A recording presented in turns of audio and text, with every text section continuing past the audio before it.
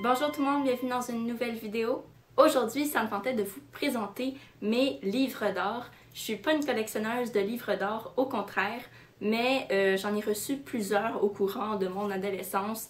J'aime toujours autant en feuilleter, en lire de temps en temps. Donc j'ai sélectionné quelques livres d'or dans ma pile qui, je crois, ont quelque chose de différent à apporter, une touche qui les rend plus uniques que les livres d'or traditionnels avec les peintures décrites de long et en large, mais qui sont aussi riches en informations. Donc sans plus tarder, on va commencer. Les deux premiers que j'ai à vous présenter ont le même genre de particularité, mais se distinguent l'un de l'autre. Donc, c'est ces deux premiers-là ici. Donc, on va commencer par le bleu. Donc, le premier se nomme Les femmes dans l'art, écrit par Marta Alvarez González avec la collaboration de Simona Bartolena, et c'est publié chez Azan, repère iconographique. Donc, je vous mettrai toutes les informations en barre d'informations comme d'habitude. Donc, ici, la particularité, c'est que c'est un livre d'art qui va prendre le temps d'analyser les éléments de la peinture, les éléments qui composent la toile. Donc, on va vraiment comprendre qu'est-ce qu'on regarde. On va savoir qu'est-ce que ça veut dire qu'il y ait un petit chien à côté de la jambe droite de la jeune femme assise à la table. Qu'est-ce qu'il fait là, puis quel symbole il représente, parce que à certaines époques des peintres, il y avait des codes, et puis quand on regardait la toile, on pouvait comprendre la signification de la toile par ces codes-là. Ce livre-là est divisé en catégories portant sur la femme. Et aussi, ce que j'adore, c'est que on voit un peu l'histoire de la femme à travers l'art, parce que, je veux dire, toutes ces représentations, les situations dans lesquelles elle est peinte, c'est juste, c'est notre histoire à nous, donc c'est vraiment intéressant pour ça aussi. Donc, les catégories du sommaire, ce sont les âges de la femme, donc enfance, jeunesse, maternité, vieillesse, etc. Images et modèles féminins, la vie domestique, le monde du travail, la sphère publique et l'art au féminin. Alors ça, c'est les sections, donc c'est super clair comme organisation, on peut vraiment bien se retrouver dans le cahier. Et ça, c'est les sous-catégories des âges de la femme. Donc, vous verrez que c'est très détaillé. Donc, je vais juste vous montrer la toute première toile du recueil pour vous expliquer un peu comment ça fonctionne, comment on analyse la toile en fait. Donc, c'est assez visuel, puis moi, je suis quelqu'un de visuel, donc je trouve ça vraiment clair et ça nous pointe vraiment qu'est-ce qu'il faut regarder. C'est pas juste un gros paragraphe de texte à côté, donc c'est espacé. Alors, les tiges ici vont pointer un objet, comme ici le sablier de la toile. C'est quoi la toile? Les trois âges de la femme et la mort par Hans Baldung Grien. Donc, je pense qu'il est allemand. Je pense. Et puis, à gauche, on a toujours un petit paragraphe d'introduction qui va un peu contextualiser la toile, mais c'est pas vraiment précis, ça reste dans le général. Je vais vous montrer le livre suivant, lui va être plus précis en ce qui est en rapport en fait au contexte historique de la toile. Donc voilà, et puis voilà, donc c'est une analyse qui se trouve sur une page, donc ça reste assez concis, mais on a assez d'informations pour pouvoir en penser quelque chose. Ici on a la section filles avec des images comme ça. On a la section impératrice et reine, ici, etc., etc. Donc, c'est un super beau livre, c'est très bien illustré, on a des belles toiles, et puis, on peut voir comment on voyait la femme à certaines époques et dans ses différents milieux. Donc, c'est super documentaire pour moi, historique et intéressant analytiquement, artistiquement, voilà. Donc, j'aime beaucoup pour tout ça. Ensuite, on a Le sens caché, art et histoire de l'Antiquité au 11 septembre, écrit par Flavio Febraro et Burkhard Schwetz. Bref, je vous écrirai le nom parce que j'ai foiré. Et c'est publié chez Ludion. Donc ici, la particularité de ce livre-là, qui est aussi pédagogique que le précédent, sa particularité, lui, c'est qu'il va être plus axé sur l'installation du contexte historique entourant la toile, plus que l'analyse de la toile elle-même. C'est vraiment l'inverse dans le fond. La faiblesse du premier va être la force de celui-ci, du deuxième. Donc, par exemple, Et lui, je trouve qu'il est moins bien organisé, c'est-à-dire qu'il faut vraiment feuilleter toutes les pages pour trouver une toile en particulier. Il n'y a pas de section qui divise la thématique des toiles, ça y va vraiment par année, chronologiquement. Donc, on va avoir, par exemple, je vais vous montrer la toile Les croisés à Constantinople de Palma le Jeune, en 1204. Donc, voici comment une toile va être présentée.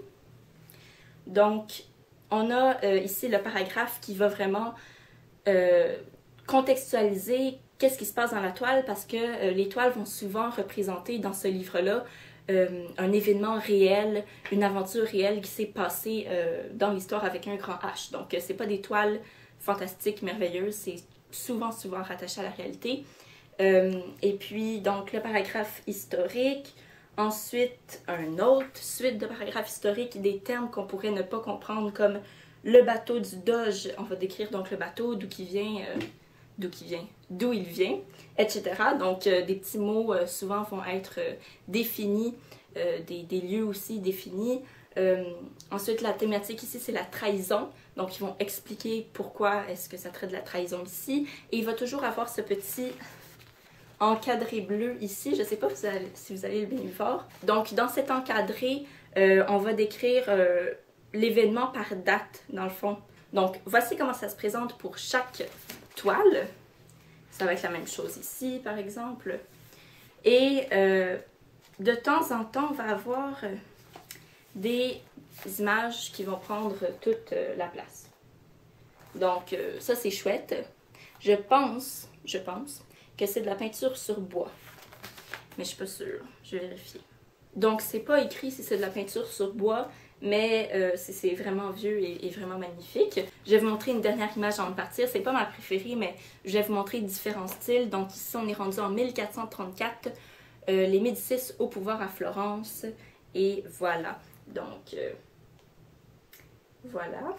Donc, ces deux livres, ceux-ci, qui ont vraiment une valeur pédagogique et ça nous introduit bien à l'art sous différents thèmes et c'est vraiment bien. On peut en tirer quelque chose, on va pas juste regarder des toiles sans savoir qu'est-ce qui se passe. Ici, on peut comprendre, puis c'est vraiment ce que j'adore dans ces livres-là. Et le tout dernier, c'est un livre d'art un peu différent des autres, pas très traditionnel dans le sens où on ne parle pas de toile, de peinture, mais bien de photographie. C'est pas n'importe quel livre de photographie non plus, c'est celui d'une organisation magnifique qui fait un travail inestimable et vraiment qui apporte beaucoup de richesse à notre société. Donc, à l'occasion de leur 125e anniversaire, mon père est allé à une réunion aux États-Unis où se trouve le siège de la société pour les voir parler, donner une conférence. Et à la sortie de l'événement, ils lui ont remis un livre de photos.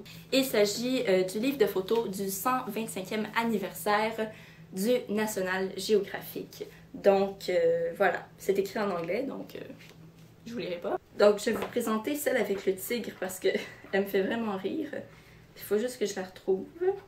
J'ai pas trouvé mon tigre, mais j'en ai trouvé une avec des chevaux dessus, donc ça va très bien. Et puis, elle a été photographiée en 1918. Elle a été prise en 1918 en Espagne. Donc, c'est magnifique. C'est des vraies photos, là. Il n'y a pas de Photoshop. Il y a vraiment quelqu'un qui a pris la photo au bon moment. Donc, c'est ici. On peut photographier aussi des hommes, hein? C'est des gens du village qui ont capturé un gorille. C'est fou. Et finalement, le tigre, s'il veut bien daigner réapparaître. On a plusieurs pages comme ça, où on a wow, des suites de dates avec des choses qui se sont passées. Toujours souvent en rapport avec la nature, avec la météo, avec des découvertes scientifiques, pas architecturales, mais archéologiques, des trucs comme ça. Ici, on a une photo du National Geographic en 1928, donc il n'a pas du tout la même apparence. C'est avec le petit icône jaune, ici.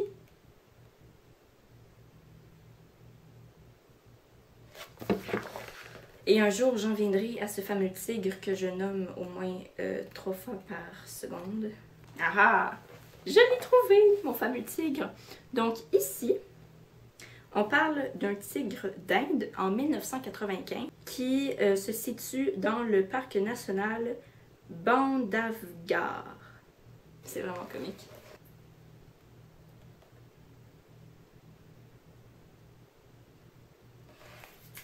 Donc voilà pour le National Geographic.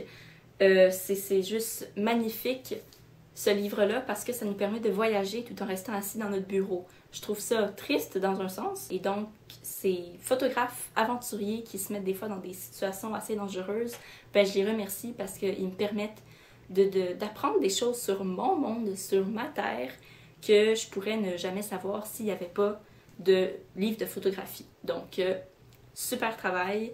Je les adore, le National Geographic, c'est merveilleux. C'était tout pour mes livres d'art un peu différents que je voulais vous présenter aujourd'hui. J'espère que vous avez apprécié, que vous avez au moins trouvé ça beau. Et puis, n'hésitez pas, si vous avez des livres d'art que vous avez chez vous, que vous aimez et que vous pensez qu'ils pourraient m'intéresser, n'hésitez pas à me l'écrire en barre de commentaires. Comme ça, je pourrai aller y jeter un coup d'œil à la bibliothèque. Donc, d'ici la prochaine vidéo, je vous souhaite de passer une super belle journée et de très belles lectures. Bye bye!